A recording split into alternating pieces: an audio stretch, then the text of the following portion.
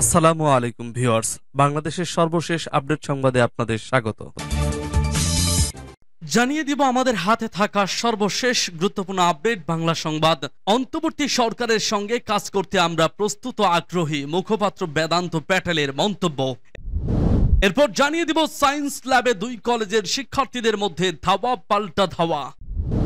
আরও জানিয়ে দিব সীমান্ত হত্যা বন্ধে কর্তৃপক্ষকে ব্যবস্থা নেওয়ার নির্দেশ স্বরাষ্ট্র উপদেষ্টার। এবং জানিয়ে দিব ডিসি হতে না পেরে সচিবালয়ের হট্টগোল।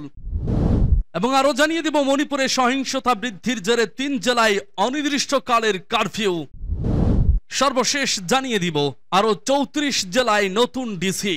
শুনছিলেন সংবাদ শিরোনাম, এখন বিস্তারিত। তবে তার আগে অনুরোধ থাকবে ভিডিওটিতে একটি লাইক এবং কমেন্টস করে জানিয়ে দিন আজকের এই ভিডিও সম্পর্কে আপনার মূল্যবান মতামত। আর অবশ্যই এই ভিডিওটি আপনার ফেসবুক সোশ্যাল মিডিয়ায় শেয়ার দিয়ে ছড়িয়ে দিন। আর জানিয়ে দিন আপনি কোন জেলা থেকে বা কোথা থেকে আমাদের সংবাদ শুনছেন এবং দেখছেন। অনুরোধ থাকবে আপনি যদি আমাদের এই চ্যানেলটিতে নতুন হয়ে থাকেন তাহলে অবশ্যই চ্যানেলটি সাবস্ক্রাইব করে পরবর্তী আপডেট সংবাদ পেতে চোখ রাখুন 24 লাইভ বাংলা নিউজে। অন্তর্বর্তী সরকারের সঙ্গে কাজ করতে আমরা প্রস্তুত ও আগ্রহী, মুখপাত্র বেদান্ত প্যাটেলের মন্তব্য। বাংলাদেশে শিক্ষার্থীদের নেতৃত্বাধীন সরকার বিরোধী বিক্ষোভে জড়িত থাকার গুজব উড়িয়ে দিয়ে যুক্তরাষ্ট্র জানিয়েছে তারা অন্তর্বর্তীকালীন সরকারের সঙ্গে কাজ করতে আগ্রহী। গতকাল সোমবার ওয়াশিংটনে নিয়মিত সংবাদ সম্মেলনে ডেপুটি প্রিন্সিপালের মুখপাত্র বেদান্ত প্যাটেল একথা বলেন। তিনি সাংবাদিকদের বলেন, বাংলাদেশের জনগণের গণতান্ত্রিক ভবিষ্যতের রূপরেখা নির্ধারণে ডক্টর মোহাম্মদ ইউনূসের নেতৃত্বাধীন অন্তর্বর্তী সরকারের সঙ্গে কাজ করতে আমরা প্রস্তুত ও আগ্রহী। যুক্তরাষ্ট্র বাংলাদেশের ঘটনাবলী নিবিড়ভাবে পর্যবেক্ষণ করছে বলেও জানান তিনি। বাংলাদেশের সাম্প্রতিক ছাত্র বিক্ষোভে চীনের প্রভাব ছিল এমন দাবির প্রসঙ্গে জানতে চাওয়া হলে বেদান্ত প্যাটেল বলেন তিনি এসব বিষয়ে কোনো অনুমান করতে চান না। ক্ষমতাচ্যুত সরকারের ঘনিষ্ঠ মিত্র ভারতের কিছু সংবাদ মাধ্যম বাংলাদেশে সরকার বিরোধী বিক্ষোভে যুক্তরাষ্ট্রের জড়িত থাকার কথা বলছে। এমন প্রতিবেদন সম্পর্কে জানতে চাওয়া হলে প্যাটেল বলেন, আমি দ্ব্যর্থহীনভাবে বলতে পারি এগুলো সত্য নয়, এ কারণেই আমি এগুলো দেখিনি। অধ্যাপক ডক্টর মোহাম্মদ ইউনূস গত 8ই আগস্ট অন্তর্বর্তীকালীন সরকারের প্রধান উপদেষ্টা হিসেবে শপথ গ্রহণ করেন। যুক্তরাষ্ট্র জানিয়েছে তারা বাংলাদেশের অন্তর্বর্তী সরকারকে সমর্থন করবে এবং বিভিন্ন ইস্যুতে ঢাকার সঙ্গে সম্পর্ক জোরদার করবে। এছাড়াও স্বাস্থ্য, শিক্ষা, শ্রম, সুশাসন ও রোহিঙ্গা ইস্যুতে বাংলাদেশের সঙ্গে ঘনিষ্ঠভাবে কাজ করবে বলে জানিয়েছে যুক্তরাষ্ট্র। এর আগে যুক্তরাষ্ট্র সরকারের পক্ষ থেকে প্রধান উপদেষ্টাকে অভিনন্দন জানিয়ে বলা হয় তারা একসঙ্গে কাজ করার অপেক্ষায় রয়েছে। সায়েন্স ল্যাবে 2 কলেজের শিক্ষার্থীদের মধ্যে ধাওয়া পাল্টা ধাওয়া।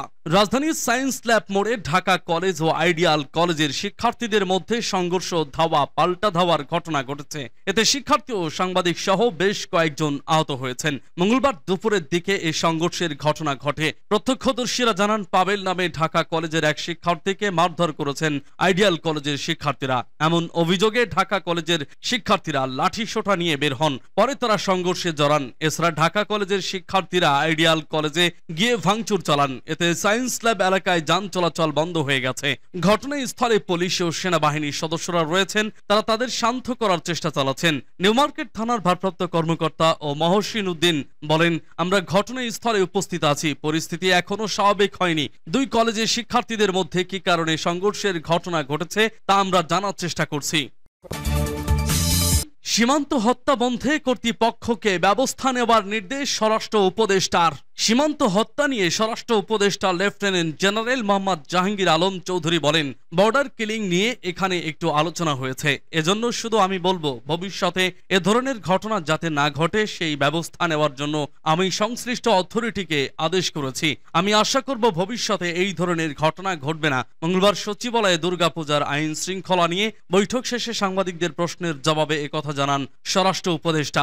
উপদেষ্টা আরো বলেন, পূজার সময় আরেকটি সমস্যা দেখা দেয়। যেহেতু আমাদের লোক যাওয়া আসা করে, এপারের লোক ওপারে পূজা দেখতে যায়, আবার ওপারের লোক এপারে পূজা দেখতে আসে। এখানে সবাইকে আমি অনুরোধ করেছি, এবার আপনারা বর্ডার বেল্টে ভালো পূজা মণ্ডপ করেন, যাতে আমাদের লোক ওপারে না যায় পূজা দেখার জন্য, ওপারের লোকও যেন এপারে না আসে, এটার ব্যবস্থা নেওয়ার জন্য।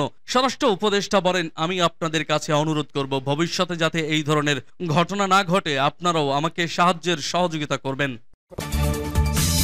ডিসি হতে না পেরে সচিবালয়ে হট্টগোল। দেশের ৫৯ জেলায় নতুন জেলা প্রশাসক নিয়োগ দিয়েছে অন্তর্বর্তী সরকার। এ পদে নিয়োগের ক্ষেত্রে বঞ্চিত হওয়ার অভিযোগ তুলে সচিবালয়ে উপসচিব পর্যায়ের একদল বিক্ষুব্ধ কর্মকর্তা হট্টগোল করেছেন। মঙ্গলবার দুপুরে জনপ্রশাসন মন্ত্রণালয়ের যুগ্ম সচিব KM আলী আজমের কক্ষে হট্টগোল করেন বিক্ষুব্ধ উপসচিবরা। মণিপুরে সহিংসতা বৃদ্ধির জেরে ৩ জেলায় অনির্দিষ্টকালের জন্য কারফিউ। ভারতের উত্তর পূর্বাঞ্চলীয় মণিপুর রাজ্যে সহিংসতা নতুন করে বৃদ্ধি পাওয়ায় ৩টি জেলায় অনির্দিষ্টকালের জন্য কারফিউ জারি করা হয়েছে। এর আগে কারফিউ শিথিল করার ঘোষণা দেওয়া হলেও মঙ্গলবার সেই আদেশ বাতিল করে ফের কারফিউ কার্যকর করা হয়েছে। ভারতীয় সংবাদ মাধ্যম ইন্ডিয়া টুডে, ইন্ডিয়ান এক্সপ্রেস এবং লাইভ মিন্টের পৃথক প্রতিবেদনে এই তথ্য জানানো হয়। ইন্ডিয়া টুডের প্রতিবেদনে বলা হয়, মণিপুরের ইম্ফল পূর্ব ও ইম্ফল পশ্চিম জেলায় আইন শৃঙ্খলা পরিস্থিতির অবনতির কারণে ভারতীয় নাগরিক সুরক্ষা সহিংসতা 2023-এর 163 ধারার অধীনে কারফিউ জারি করা হয়েছে। একই সঙ্গে লাইভ মিন্টের প্রতিবেদনে বলা হয়, ইম্ফল পশ্চিম, ইম্ফল পূর্ব এবং থাউবাল জেলায় বেলা 11টা থেকে কারফিউ জারি করা হয়, যা পরবর্তী নির্দেশ না দেওয়া পর্যন্ত বলবৎ থাকবে। এই আদেশ অনুযায়ী বাসিন্দাদের তাদের বাসস্থানের বাইরে চলাচলের উপর কঠোর বিধিনিষেধ আরোপ করা হয়েছে। প্রাথমিকভাবে 10 সেপ্টেম্বর ভোর থেকে রাত 10টা পর্যন্ত কারফিউ শিথিল করা হয়েছিল, কিন্তু পরবর্তী সময়ে পরিস্থিতির অবনতি হওয়ার বেলা 11টা থেকে তা আবারও কঠোরভাবে কার্যকর করা হয়েছে। নিষেধাজ্ঞার আওতায় থাকা ব্যক্তিদের মধ্যে শুধু জরুরি পরিষেবার সাথে সংশ্লিষ্ট ব্যক্তিদের চলাচলের অনুমতি দেওয়া হয়েছে, যার মধ্যে স্বাস্থ্যকর্মী, বিদ্যুৎ ও পানীয় জল পরিষেবার কর্মী, প্রেস ও ইলেকট্রনিক মিডিয়া এবং আদালতের কর্মচারীরা অন্তর্ভুক্ত। এদিকে রাজ্যের আইন শৃঙ্খলা পরিস্থিতি মোকাবেলার ব্যর্থতার অভিযোগে শিক্ষার্থীরা ব্যাপক বিক্ষোভের প্রস্তুতি নিচ্ছে। ইম্ফল এবং থাউবাল জেলায় কারফিউয়ের আদেশ জারি করার এটি অন্যতম কারণ। বিক্ষোভের মধ্যে একজন পুলিশ অফিসার গুলিবিদ্ধ হওয়ায় থাউবালেও চলাচলের উপর নিষেধাজ্ঞা কঠোরভাবে কার্যকর করা হয়েছে। এছাড়া ক্রমবর্ধমান অস্থিরতার মধ্যে মণিপুর স্কুলে এডুকেশনের ডিরেক্টর রাজ্যের সকল স্কুল 9 ও 10 সেপ্টেম্বর বন্ধ রাখার নির্দেশ দিয়েছেন, যাতে সহিংসতা আরও না বাড়ে।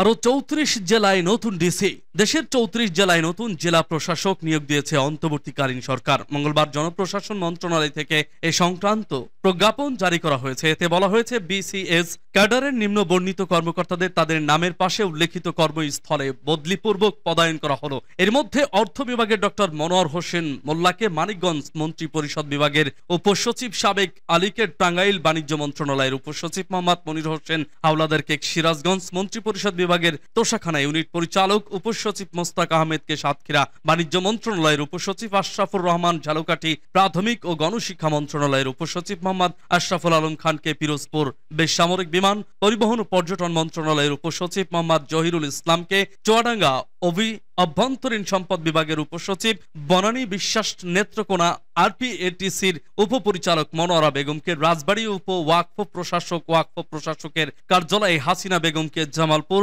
জনপ্রশাসন মন্ত্রণালয়ের উপসচিব, আব্দুস সামাদকে চাঁপাইনবাবগঞ্জ তথ্য যোগাযোগ প্রযুক্তি বিভাগের উপসচিব, সোফিয়া আক্তার রমিকে লক্ষ্মীপুর জয়িতা ফাউন্ডেশনের পরিচালক, ইয়াসমিন আক্তারকে মাদারীপুর জননিরাপত্তা বিভাগের উপসচিব, ফৌজিয়া খানকে কিশোরগঞ্জ জনপ্রশাসন মন্ত্রণালয়ের উপসচিব, মাহবুব রহমানকে রাজশাহী নিউরো ডেভেলপমেন্টাল প্রতিবন্ধী সুরক্ষার পরিচালক উপসচিব, মোহাম্মদ দিদারুল আলমকে ব্রাহ্মণবাড়িয়া পরিকল্পনা বিভাগের উপপ্রধান, ফাতেমাতুল জান্নাতকে মুন্সিগঞ্জ স্বাস্থ্যসেবা বিভাগের উপসচিব, আব্দুল আজিজকে শরীয়তপুরে।